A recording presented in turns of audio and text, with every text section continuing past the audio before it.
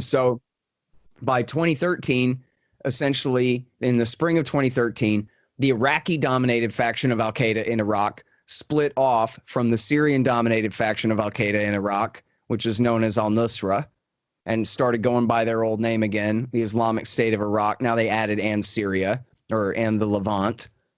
And Zawahiri sent an emissary to come and negotiate to keep ISIS in the al-Qaeda group. And Baghdadi killed the emissary and said to Zawahiri, you made your law, let's see you enforce it, right? Like Andrew Jackson and the Supreme Court on the Trail of Tears. So then he consolidated power over eastern Syria. And then 1 year later, in the spring of 2014, rolled right into western Iraq. And so none of this could have happened without the U.S. And in fact, that famous photo of the line of Toyota trucks rolling in from Syria toward Mosul, where'd all those trucks come from? They came from Hillary Clinton and the State Department. They were the ones who arranged for all those trucks. It was Barack Obama's government who had given all those trucks. There's a great story in Public Radio International all about it. And you might remember this story. You can still find memes about this sometimes. There was a guy who owned a plumbing company in Corpus Christi, Texas, who had the name of his company and the phone number on the side of his truck. It was a work truck. And he had traded it in to a local car dealership for a new truck. And then like half a year later, there's footage coming out of Syria of these terrorists firing a machine gun from the back of his old truck. And people are calling the guy and threatening to kill him and his kids because he's a traitor on the side of the terrorists and all this stuff. And he's like, come on, man, I'm a plumber from Corpus. I never left the thing. I'm a proud American patriot. I don't know what you're talking about. Well, of course, what had happened was the State Department had bought his truck and had given it to these guys. That's the only explanation for how that they had gotten their hands on it. And so, Obama claimed, in fact, there's a hilarious clip. If you've never seen this, Keith, you got to look up this great clip of Ben Swann, the libertarian, former local news anchor, interviewing Barack Obama. And Barack Obama comes to his town and Ben Swann has a chance to ask him some questions. And I love the way he sets it up, too. He goes, right now, this is before we took al-Qaeda's side in Yemen. This is when we're still fighting against al-Qaeda in Yemen.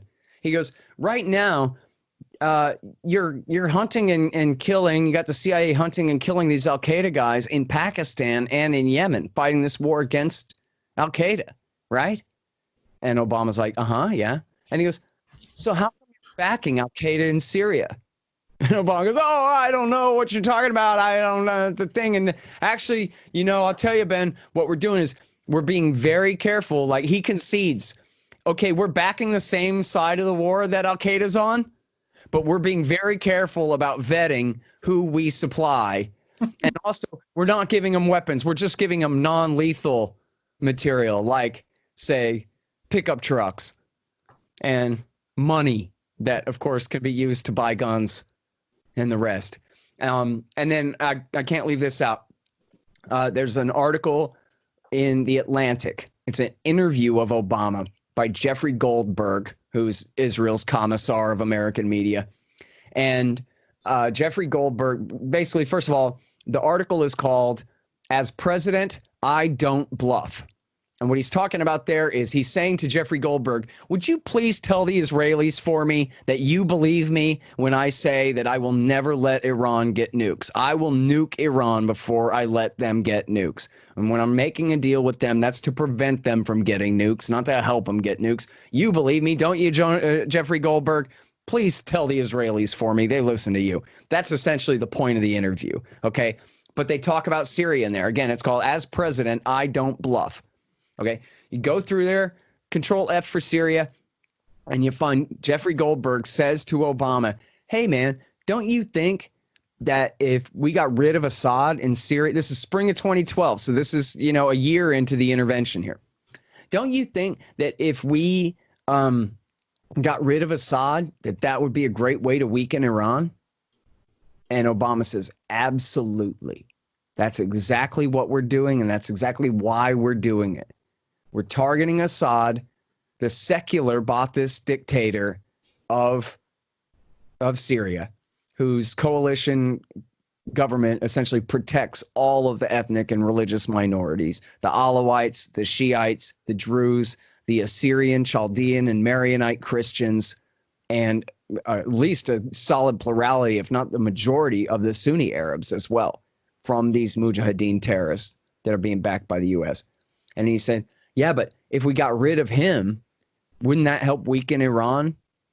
And Obama says, yep, that's right. That's exactly what we're doing and why we're doing it. And so then Goldberg says, well, but what exactly are we doing? Can you tell me some more about what we're doing to achieve that goal? And he says, sorry, I can't tell you, Jeffrey, because your classified clearance isn't high enough. In other words, I could tell you, but then I'd have to kill you. Joke, joke. Meaning that, yeah, we are arming the terrorists to fight against Assad, but I can't go into the details on that. But it ain't just trucks. And by the way, of course, as I mentioned, the Saudis, the Qataris, the Turks, and the Israelis were all working together on this same plan too. In fact, type in, for your audience, type in Biden, Harvard, Syria. And there's a clip on YouTube of Biden at Harvard explaining this whole thing, but blaming it on all of our allies instead of taking any responsibility for the Obama administration himself. He says, oh, no, it's just Saudi and Turkey and Qatar who have decided that they want to back anybody who's opposing Assad. But it turns out that includes some really dangerous guys, and that includes al-Qaeda terrorists. And so there's your story confirmed. In fact, I got another good one. John Kerry, who was Hillary Clinton's replacement at State in the second term. John Kerry and his assistant, I forgot the guy's name, they were secretly recorded while meeting with a group of exile rebel supporters in Great Britain. And they explain in there, John Kerry's own words, he's saying to them that, look, I know you guys want more guns, but we dumped a ton of guns into Syria, okay? And then he says this, I swear, you can check me. He says, we saw the rise of ISIS, but we thought we could manage. And we thought we'd be able to use the rise of ISIS as pressure against Assad, that he better resign. But that didn't work. Instead, he just called in Iran and Russia to help him. And so now we're in the position where we've got the Islamic State. And I don't know, he doesn't say this specifically at that point, but the Islamic State headed east into Western Iraq. They didn't go west to Damascus, or they did try for a bit. And in fact, it was in November of 2015 that ISIS was finally ready to march on Baghdad and had cut one of the major highways. I forgot which, I think it was the M4 highway they call it or something like that, between Damascus and Aleppo. And they were marching on Damascus. And it was only then that finally the Russians intervened and came in and started bombing them. And you'll remember all the outrage in the liberal media at the time that, oh no, they're not bombing ISIS, they're bombing the rebels, meaning the CIA's terrorists. They're bombing the al-Nusra Front and their allies instead of their old allies, the Islamic State. And they even came up with all these lies that Assad was secretly backing ISIS when it was the Americans and their allies, especially Turkey, who had been backing ISIS.